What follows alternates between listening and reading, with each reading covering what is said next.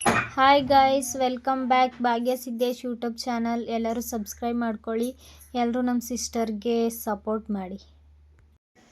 ಇದು ನಮ್ಮ ತಾತ ತೀರೋಗಿದ್ರಲ್ಲ, ಅದು 11ನೇ ದಿನದ್ದು ಹಾಲು ತುಪ್ಪ ಕಾರಿ ಇಟ್ಕೊಂಡಿದ್ವಿ. ಎಲ್ಲ ಜಮೀನ್ ಹತ್ರ ಹೋಗಿ ಸಮಾಧಿ ಹತ್ರ ಪೂಜೆ ಮಾಡೋಕ್ಕೆ ಎಲ್ಲರೂ ರೆಡಿ ಮಾಡ್ತಾ ಇದ್ದಾರೆ. ಎಲ್ಲ ಫ್ಯಾಮಿಲಿ ಎಲ್ಲರೂ ಬಂದಿದ್ದರು ಇಲ್ಲಿ ಪೂಜೆ ಮಾಡೋದಕ್ಕೆ, ಮತ್ತು ರೆಡಿ ಮಾಡ್ಕೊಂಡಿದ್ದಾರೆ. ಹಾಗೆ ನಮ್ಮ ತಾತವ್ರಿಗೆ ಏನೇನು ಇಷ್ಟ, ನಾನ್ ವೆಜ್ ತುಂಬ ಇಷ್ಟಪಡ್ತಾಯಿದ್ರು.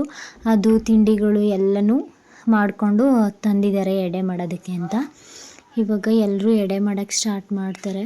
ಅದಕ್ಕೂ ಮುಂಚೆ ಇದೆಲ್ಲ ಸಮಾಧಿನ ರೆಡಿ ಮಾಡ್ತಾ ಇದ್ದಾರೆ. ಅಂದರೆ ಅವರಿದ್ದಾಗ ಅವ್ರು ಏನೇನು ಇಷ್ಟಪಡ್ತಾಯಿದ್ರು, ಅವ್ರು ಏನೇನು ತಿಂತಾಯಿದ್ರು ಅದನ್ನೆಲ್ಲ ಮಾಡಿಕೊಂಡು ಬಂದಿದ್ದಾರೆ. ಮೊದಲು ಅವರು ಡ್ರಿಂಕ್ಸ್ ಮಾಡ್ತಾಯಿದ್ರು, ಇವಾಗ ಮಾಡ್ತಾ ಇರಲಿಲ್ಲ. ಆದ್ರೂ ಅದನ್ನು ಇಟ್ಟಿದ್ದಾರೆ. ಎಡೆಗೆ ಅಂದಮೇಲೆ ಎಲ್ಲನೂ ಇಡಲೇಬೇಕಾಗುತ್ತೆ. ಅಂದರೆ ನಾವು ಎಕ್ಸ್ಪೆಕ್ಟೇ ಮಾಡಿರಲಿಲ್ಲ ನಮ್ಮ ತಾತ ತೀರೋಗ್ತಾರೆ ಅಂತ. ಅಂದ್ರೆ ಚೆನ್ನಾಗೇ ಇದ್ದರು ಅವರು, ಏನೂ ಹುಷಾರಿಲ್ಲ ಅಂತಲೂ ಹೇಳೋಕ್ಕಾಗೋದಿಲ್ಲ.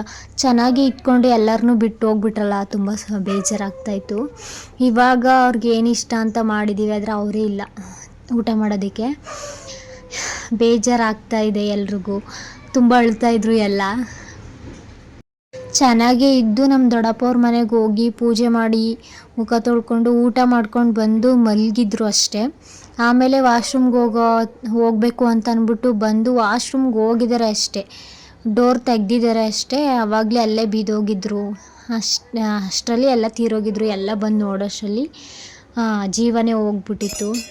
ತುಂಬ ಬೇಜಾರಾಯಿತು. ಎಲ್ಲರೂ ಮಧ್ಯರಾತ್ರಿಲೇ ಬಂದರು. ಎಲ್ಲರಿಗೂ ಫೋನ್ ಮಾಡಿದ್ರೆ ಎಲ್ಲರೂ ಫುಲ್ ಶಾಕು, ನಿಜನಾ ಅಂತ.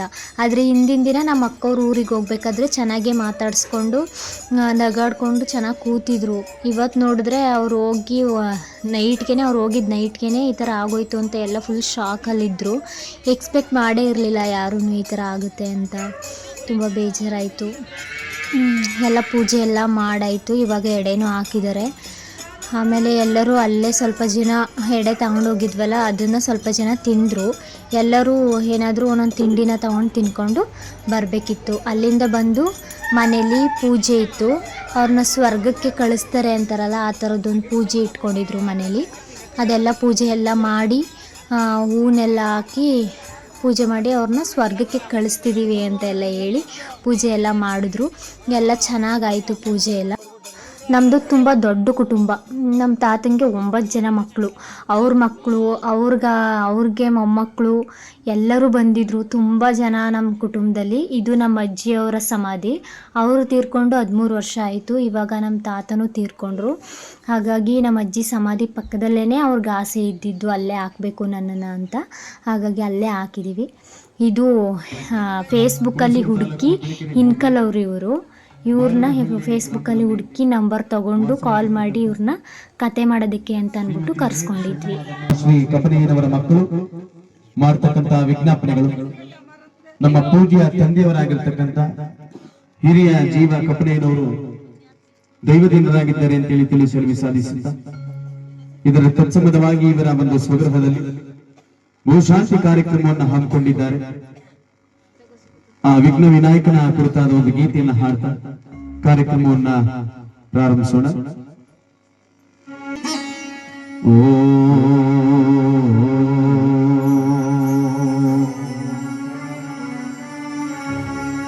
ಶುಕ್ಲಾಂಬರಧರಂ ವಿಷ್ಣು ಶಶಿವರ್ಣಂ ಚತುರ್ಭುಜಂ प्रसन्नवदनं ध्याये सर्वविघ्नोपशान्तये गजानन पद्मार्को गजानन महर्निशो.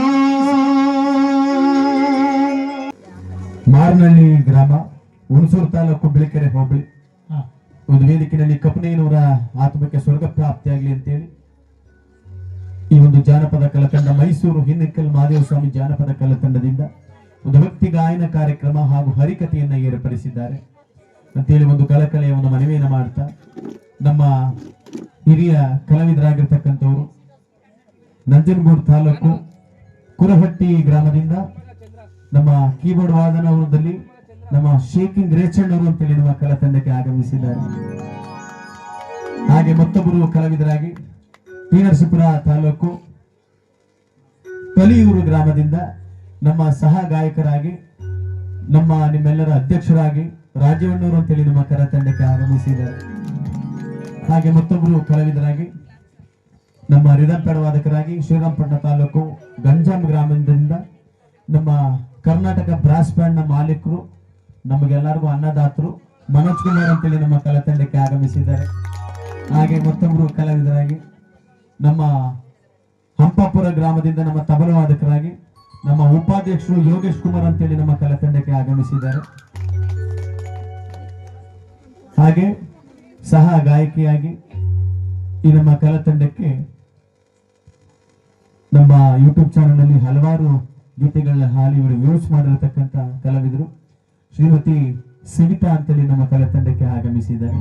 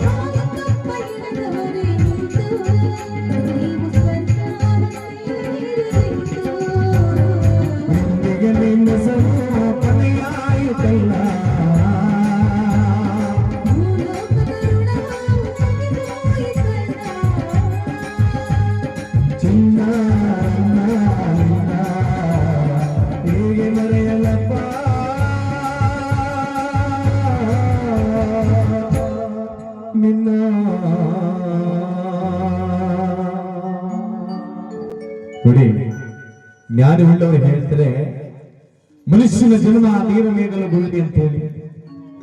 ಏಕೆಂದ್ರೆ ಮನುಷ್ಯನ ಜನ್ಮ ಇರುವ ತನಕ ನಾಟಕ, ಬ್ರಹ್ಮ ಬರದಂತ ಜಾತಕ, ಸತ್ತ ಮೇಲೆ ಬರುವುದೊಮ್ಮೆ ನೋಡು ನಿನಗೆ ಸೂಚಕ ಅಂತ.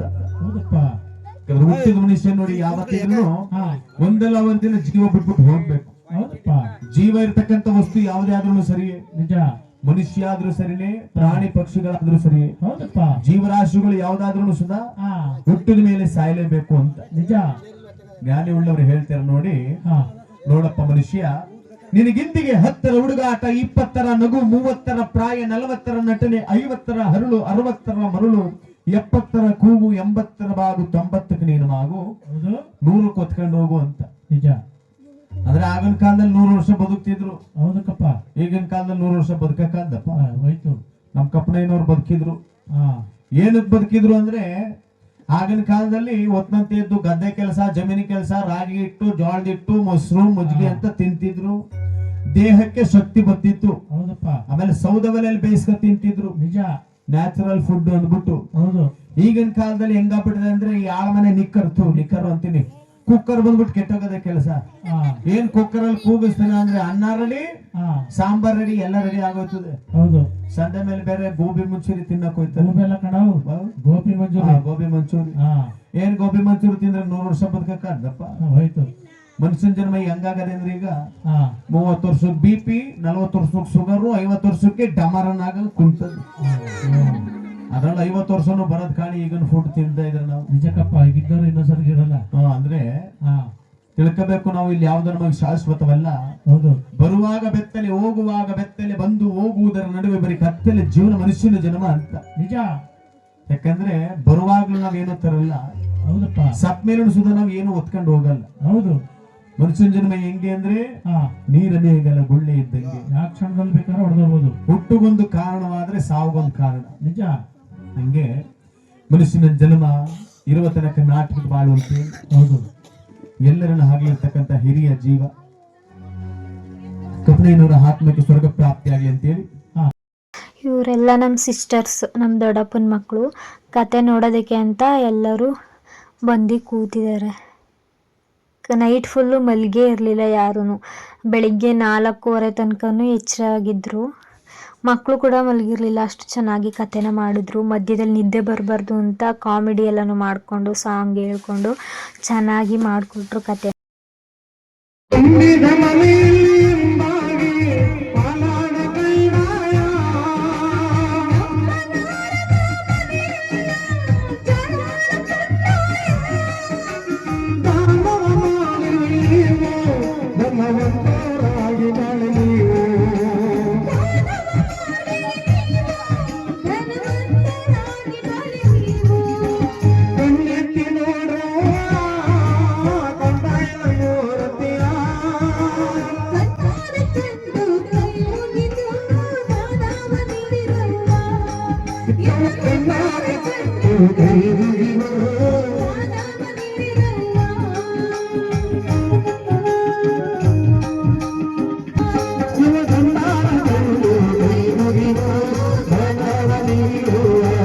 ಕಂದ ಮೈದಾಳು ರಾಮನ ಕತೆ. ಭೂಲೋಕದಿಂದ ಕೈಲಾಸಕ್ಕೆ ಹೋಗಿ ಹಕ್ಕ ಭಾವನೆಯನ್ನು ಕರೆತಂದು ಒಡಹುಟ್ಟಿನ ಹಬ್ಬ ಅಂತೇಳಿ ತಿಳಿಸಿದಂತ ಮೈದಾಳು ರಾಮನ ಕತೆ. ಆಗಿನ ಕಾಲದಲ್ಲಿ ನೋಡಿ, ಗಂಡ ಹೆಂಡತಿ ಸಂಸಾರ ಅಂದ್ರೆ ತುಂಬಾ ಅನ್ಯೋನ್ಯವಾಗಿತ್ತು. ಹೆಂಗೆ ಅಂದ್ರೆ 63 ಇದ್ದಂಗಿತ್ತು ಜೀವನ. ಈಗಿನ ಕಾಲದಲ್ಲಿ 36 ಆಗ್ಬಿಟ್ಟದೆ. ಹಂಗಂದ್ರೆ ಹಂಗೆ ಹೆಂಗೆ ಅಂತಂದ್ರೆ ಆಗಿನ ಕಾಲದಲ್ಲಿ ಗಂಡ ಅಂದ್ರೆ ಎಷ್ಟು ಗೌರವ ಕೊಡ್ತಿದ್ರು ಗೊತ್ತವ? ಹೆಂಗಪ್ಪ? ಗಂಡ ಬತ್ತವನೆ ಅಂದ್ರೆ ಸಾಕು, ತಪ್ಪಲಲ್ಲಿ ನೀರ್ ಹಿಡ್ಕೊಂಡು ನಿಂತ್ಕತ್ತಿದ್ರು. ಇಲ್ಲಿ ಸತ್ಯವಂತರ ಕಾಲದಲ್ಲಿ. ಸತ್ಯವಂತ ಕಾಲದಲ್ಲಿ. ಈಗಿನ ಕಾಲದಲ್ಲಿ ತಾಯಿ ನಿಮ್ ಮನೆಯವ್ರು ಬಂದ್ರು ಕಣವ ಅಂದ್ರ ನನ್ನ ಮಗನೇದ ಬಂದ್ರು ಬತ್ತಂತ ತಕೊಂತಾರೆ. ಪಟ್ಲ ಕಲ್ಯಾಣ ಮುಗಿದೈತ ಕೂತ್ಕೋ. ಹಂಗೆ ಬಹಳ ಕಷ್ಟ. ಆಗಿನ ಕಾಲದಲ್ಲಿ ಏನ್ ಮಾಡ್ತಿದ್ರು ನಮ್ಗೆ ಹೆಂಗಸರು ಅಂದ್ರೆ, ನನ್ ಗಂಡನ ಆಯುಷ್ ಹಚ್ಲಿ ಅಂದ್ಬಿಟ್ಟು ಈ ತಾಲಿಯ ಯಾರ್ ಕಣ್ಗೂ ಕಾಣದಂಗೆ ಮುಚ್ಕತ್ತಿದ್ರು ಮಾನವಾಗಿ. ಹಿಂಗೆ ನಿಜ. ಹಿಂಗೆ ಈಗಿನ ಕಾಲದಲ್ಲಿ ಅವೆಲ್ಲ ಇಲ್ಲ. ಈಗ ಹೆಂಗಪ್ಪ? ಗಂಡನ ಆಯುಸ್ ಹೋದ್ರು ಸರಿ, ನನಗೇನಾಗ್ಬೇಕು 2 ಎಳೆ ಮಾಂಗಲ್ಯ ಸರ್ವ ಮಾಡಿಸ್ಬಿಡ್ತಾರೆ. ಏನ್ ಕತ್ತಿಂದ ತೆಗೆದ್ಬಿಟ್ಟು ಆಚೆ ಬಿಟ್ಬಿಡೋದು. ಹಿಂಗೆ ನೆಂಟ್ರ ಬತ್ತಿದ್ರೆ ಹಿಂಗ ಅನ್ನೋದು, ಹಿಂಗ್ ನೋಡ್ಲಿ ಅಂತ ಹಿಂಗ ಅಂತಾರೆ. ಏನಪ್ಪ ಮಾಡೋದು? ಅದ್ರಲ್ಲೂ ಗಂಡ ಅಂದ್ರೆ ಎಷ್ಟು ಗೌರವ ಇತ್ತು ಅಂದ್ರೆ, ಬನ್ನಿ ಸ್ವಾಮಿ, ಹೋಗಿ ಸ್ವಾಮಿ, ಮಾವನವ್ರೆ ಅಂತಿದ್ರು. ಹೌದು. ಈಗಿನ ಕಾಲದಲ್ಲಿ ಹೆಂಗ್ ಕೂಗ್ದರು? ಹೆಂಗಪ್ಪ? ಹೆಂಗೆ ಕೂಗ್ತಿಲ್ಲ, ಕೂಗು ಚಿನ್ನಿ ಅವರು. ಹೌದು. ಅಂದ್ರೆ ಹಾಳಿ ಅಂದ್ರೆ ತುಂಬಾ. ಹೌದಪ್ಪ. ಈಗಿನ ಕಾಲದಲ್ಲಿ ತಾಯಿ ನಿನ್ ಗಂಡನ ಪಾದ ತೊಳೆದ್ಬಿಟ್ಟು ಸ್ವಲ್ಪ ಕುಡಿಯಲ್ಲ. ಅವ್ನ ಕರ್ಕಾಲನ ಪಾದದ ನೀರು ನಾನು ಕುಡಿಯಲ್ಲ ಅಂತಾರೆ ಈಗ. ಅದ್ರಲ್ಲಿ ಈಗಿನ ಕಾಲದಲ್ಲಿ ತೊಳೆದ್ರು ತೊಳಿತಾರೆ, ತೊಳೆದರೆ ಇಲ್ಲ. ಹೌದು. ವರ್ಷಕ್ಕೊಂದ್ಸಲ ಭೀಮ್ ನಮಾಸೆ ಬರ್ತಲ್ಲ, ಅವಾಗ ಮಾತ್ರ. ನಿಜಕ್ಕಪ್ಪ. ಗಂಡನ ಪಾದವ ತೊಳಿತಾರೆ ನೋಡ್ಬೇಕು. ಕರ್ಗಿದ್ ಪಾದವೆಲ್ಲ ಬೆಳ್ಳು ಮಾಡಿ ಕೂರಿಸ್ತಾರೆ. ಹೌದು. ನನ್ ಗಂಡ 2,000 ಕೊಟ್ಟನ ಅಂದ್ಬಿಟ್ಟು ಚೆನ್ನಾಗಿ ಶೃಂಗಾರ ಮಾಡಿರ್ತಾರೆ. ಯಾವಾಗ ಅವ್ನ 50 ರೂಪಾಯಿ ನೋಟ್ ತೆಗಿತಾರೋ ಸೈಡ್ ಹೋದ್ಮೇಲೆ ಕಪಾಲ ಸೇರ್ಸಾರ್ದಿರ್ತಾರೆ. ಹೌದು. ಹಂಗೆ ನಮ್ಮ ಮಟ್ಟಿ ಮುಂಚೆ ಮಾದೇವಕ್ಕ ಅಂತಿದ್ಲು ಪುಣ್ಯಾತ್ಗತಿ. ಇಲ್ಲಿರಲ್ಲ ಕಣವ, ಅಲ್ಲೇ ಸುದ್ದಿ. ಇಲ್ಲೇನ್ ಮಾಡಂಗಿದ್ದು? ನಾನು ನಮ್ಮ ಮಟ್ಟಿ ಮುಂಚೆ ಒಂದ್ ಕಲ್ಲು ಹಾಕಿದ್ದು, ಕಲ್ಲನ್ ಮುಂಚೆ ಕುಂತಿದೆ. ಮಾದೇವಕ್ಕ ಬಂದು, ಅಣ್ಣ ಮಾದೇವಣ್ಣ ಅಂದ್ಲು. ಏನವ ಅಂದೆ. ನಮ್ಮ ಮಟ್ಟಿ ಒಂದ್ ಕಂಡ್ಯ ಅಂದ್ಲು. ಇಲ್ಲ ಕಣವ, ಯಾಕೆ? ಅಲ್ಲ ಕಣ, ಇವತ್ತು ಭೀಮ್ ನಮಾಸೆ ಅಂತ ಕಣೋಣ. ನನ್ ಗಂಡನ್ ಪಾದವ ತೊಳೆಯವ ಅಂದ್ಬಿಟ್ಟು ನಾನು ಬಿಸಿನೀರ್ ಕಾಯಿಸ್ಕೊಂಡು ಕುಂತೀವ್ನಿ. ನನ್ ಗಂಡನ್ ಆಯ್ಸ್ ಹಚ್ತದೆ ಅಂದ್ಬಿಟ್ಟು ತೊಳೆಯವ ಅಂದ್ಬಿಟ್ಟು ಅವ್ನ ಆಯ್ಸ್ ಅಡಗವನು ಅವ್ನ್ ತಳ್ಳಕ್ ತೊಗರಿ ಕಡ್ಡಿ ಚುಚ್ಚ ಅವ್ನು ಇಗಿಲಿಕ್ಕೂದು ಬೇಲಿ ಮೇಲೆ ಹಾಕೊಂಡು ಎತ್ತ ಬಂದು ಕಾಣಿ ಅಂತ ಅಲ್ಲೇ ಬೈತೋಳ. ಹೌದಪ್ಪ. ಅವನ ಪಾದ ನೋಡಿದ್ರೆ ಅಂಬಳೆ ಮಾಯಸನ ಪಾದ, ಕುರಂಬಳೆ ಪಾದ ಇದ್ದಂಗ ಅವೇ. ನಿಜ. ಆನೆ ಪಾದ. ಹಂಗೆ ಕಷ್ಟ ಸುಖನು. ಹೌದು. ಗಂಡ ಹೆಂಡತಿ ಸಂಸಾರ ಹೆಂಗಿರ್ಬೇಕು? 63 ಇರ್ಬೇಕು. ಅದಕ್ಕೆ ನಾನೇನ್ ಮಾಡಿವ್ನಿ ಅಂದ್ರೆ, ನನ್ನ ಹೆಂಡತಿ ಜೊತೆ ಜಗಳ ಆಡೋದನ್ನೇ ಬಿಟ್ಬಿಟ್ಟಿವ್ನಿ. ಅದೇನಿಲ್ಲ ಅಂದ್ರೆ, ಯಾಕೆಂದ್ರೆ ಮಾತೆತ್ತು ಅಂದ್ರೆ ಆಧಾರ್ ಕಾರ್ಡ್ ತೋರಿಸ್ತಾಳೆ. ಹಿಂಗೆ ನೀನ್ ಹಿಂಗ ಆದ್ರೆ ನಮ್ಮ ಅಪ್ಪನ ಮನೆಗೆ ಹೊಂಟೈತೀನಿ ಅಂತಾಳೆ. ಅದಕ್ಕೆ ಜಗಳ ಆಡೋದ್ ಬಿಟ್ಬಿಟ್ಟಿವ್ನಿ. ಆಧಾರ್ ಕಾರ್ಡ್ ತಂದ್ಬಿಟ್ಟವನೆ. ಏನಪ್ಪ ಆಧಾರ್ ಕಾರ್ಡ್ ತಂದ್ಬಿಟ್ಟಿದೆ? ಅದಕ್ಕಿಂತ ಹೆಚ್ಚಾಗಿ 1 ವರ್ಷ ಮೊದಲು ಆಡಿದ್ರೆ ನನ್ನ ಸರಿ. ಹಂಗೆ ನೋಡಿ. ಹೌದು. ಇಲ್ಲಿ ಬೆಳೆದು. ಹೌದು. ನಮ್ಮ ಅಕ್ಕಂಗೆ ಹುಷಾರಿಲ್ಲ ಅಂತ ನಾನು ವಾಯ್ಸ್ ಕೊಟ್ಟಿದ್ದೀನಿ. ವಿಡಿಯೋ ಅಪ್ಲೋಡ್ ಮಾಡೋದು ಸ್ವಲ್ಪ ಲೇಟ್ ಆಯಿತು, ಅವಳಿಗೆ ಹುಷಾರಿಲ್ಲ ಅಂತ. ಲೈಕ್ ಮಾಡಿ, ಶೇರ್ ಮಾಡಿ, ಭಾಗ್ಯ ಸಿದ್ದೇಶ್ ಯೂಟ್ಯೂಬ್ ಚಾನಲ್ನ ಸಬ್ಸ್ಕ್ರೈಬ್ ಮಾಡ್ಕೊಳ್ಳಿ. ಹಾಗೆ ಹೇಗಿತ್ತು ಅಂತ ಕಮೆಂಟ್ ಮಾಡಿ ತಿಳಿಸಿ.